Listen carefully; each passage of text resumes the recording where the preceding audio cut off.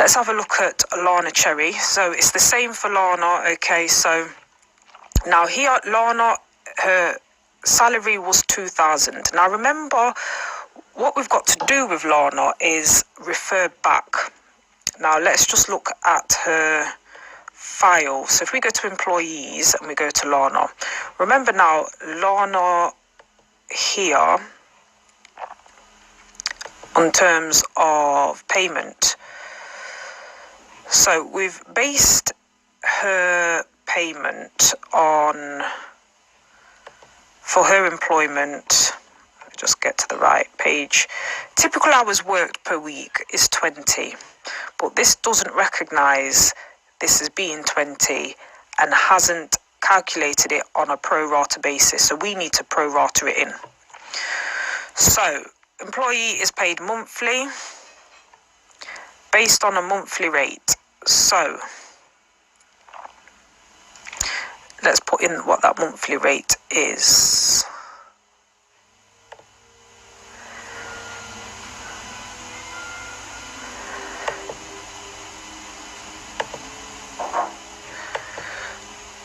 If it's a monthly rate,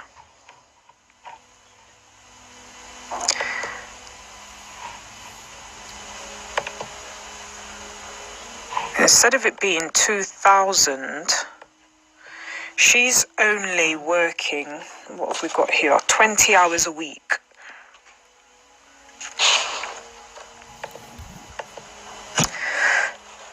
So there's different ways we can figure this one out. And let's pull up a calculator to look at this. Key thing is consistency, okay?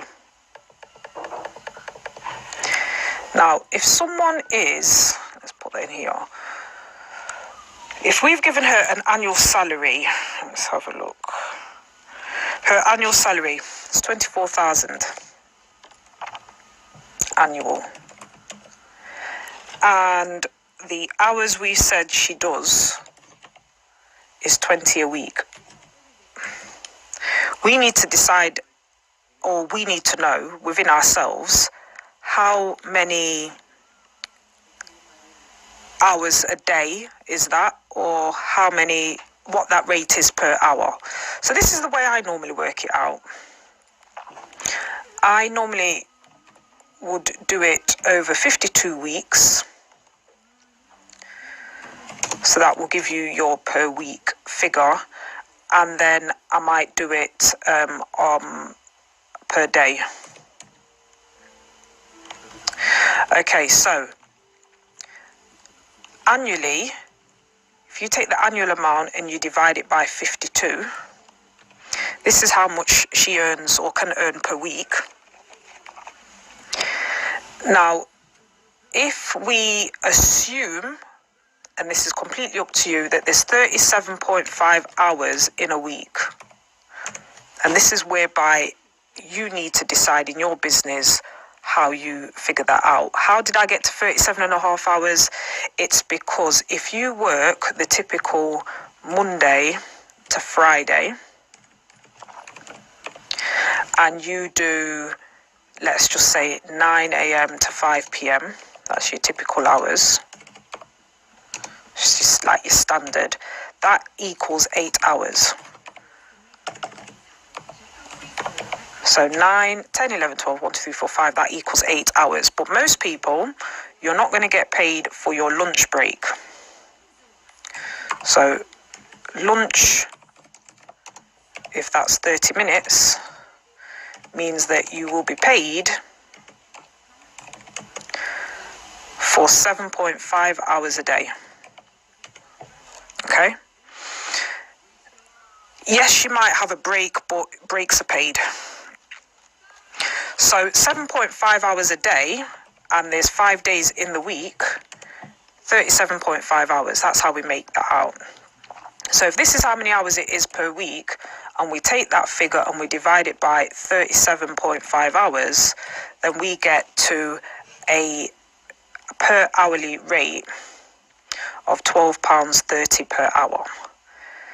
So that would normally be the way that I would work this out. the other alternative is the fact that it's 20 hours worked out of a possible 37.5. So when you do that calculation and you put equals 20 divided by 37.5, it means that they are working 0.533. If you then times your annual rate by the fraction of the hours that you work, this then becomes your annual salary. So I might go with the annual salary of £12,800. So in Bright Pay, per month, that because that's annualized per month, 12,800 divided by 12 means it's 1066.667 per month. So 1066.67 is what I'm putting in. That's their monthly pay. Now, there might be some deductions.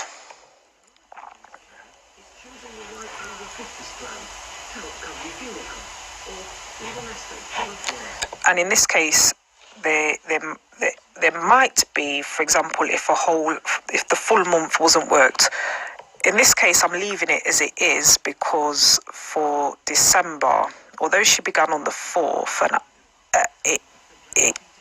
you could deduct a day, but I'm leaving that. She's just not going to get a Christmas bonus.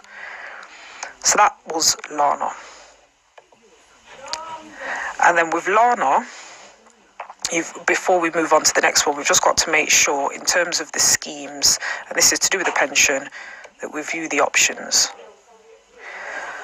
So it's enrolment time. In this case, Lana is an eligible job holder. So we've got its enrolment time, and it says here Lana Cherry is an eligible job holder. Therefore, you must enroll her into a qualifying scheme and make contributions on her behalf. So to enroll in a qualifying scheme, you select this option to choose a pension scheme into which select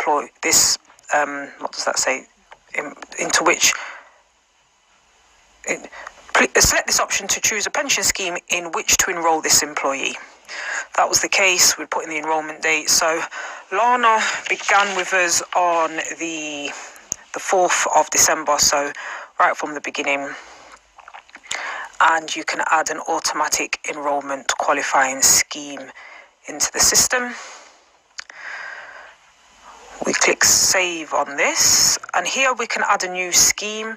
So here is some of the schemes to look at. So Aegon, Aviva, Legal and General, the People's Pension, Royal London, some well-known, very popular schemes here. So Bright Pay includes dedicated support for automatic enrolment qualifying schemes operated by the following pension providers, including the production of enrolment contribution CSV files. So then there are also other pension schemes, stakeholders, other automatic enrolment schemes, other traditional schemes. So you can add a scheme here by choosing the one that you want, stakeholder pension, whether it's other traditional schemes. So let's say it's Nest, because that's quite a popular one. I know that that's the one that I'm certainly familiar with. There's a few other fields that you have to fill in as a result. So, for example, name of the scheme,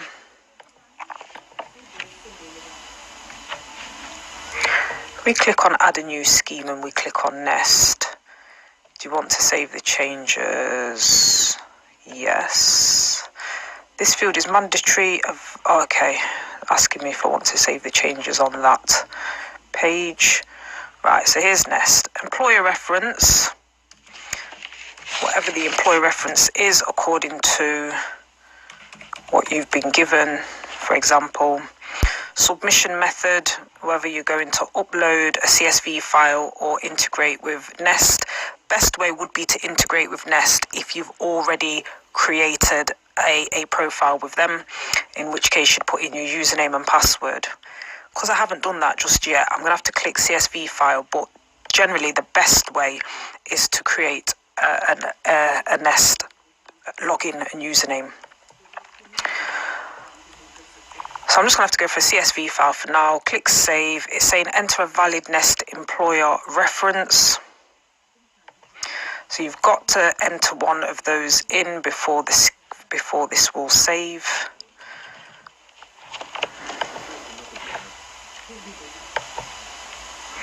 Group name. Enter the details exactly as you set them up with your pension provider. Some details may be required to match precisely, including upper and lower casing, in order for BrightPay to be able to produce accurate and valid files for submission. So just for group name, I'm just going to put total photo. Contribution type, I will use the phased minimum contribution rates. That's just because we're just going by the legal minimum requirement. So it's 1, 2, and then 3%, and this goes 1, 3, and 5%. There are people out there that, for employers, that will automatically just make the contributions 3% immediately. Some will actually pay more. They might pay 5% as a benefit. Completely up to you, but I'm just going to use the phased minimum contributions. Earnings basis is on the standard qualifying earnings, and this is the lower band, that's the upper band that's already been set for you, and I just click save. Okay, so now we go back to our payroll. We were doing Lana. Let's view these options then. So now that we've set up Nest, we can enroll her into a qualifying scheme, and the scheme is called Nest. The total photo one, tax relief at source. Employee contribution is deducted after taking tax and national insurance. The pension provider adds tax relief to the pension pot at the basic rate. The amount on the payslip is the contribution only, not including tax relief. Click continue. And then we can create an enrolment letter. We can create the PDF for that.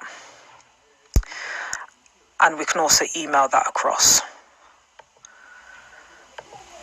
So this letter says that she's been automatically enrolled and what to do. She doesn't want to join the scheme and to opt out, etc., etc. And then you can send that email. So this is really good because these things have already been done for you. Mark that as done for this employee. And we can then cancel that page or close this page. So employer and employee at the moment contributions are at 1%.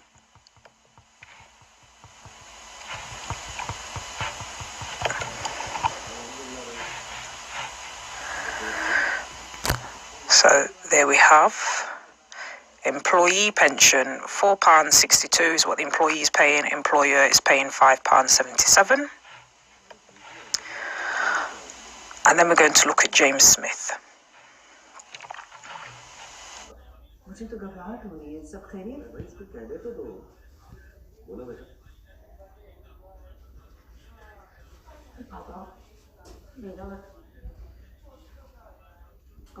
relationship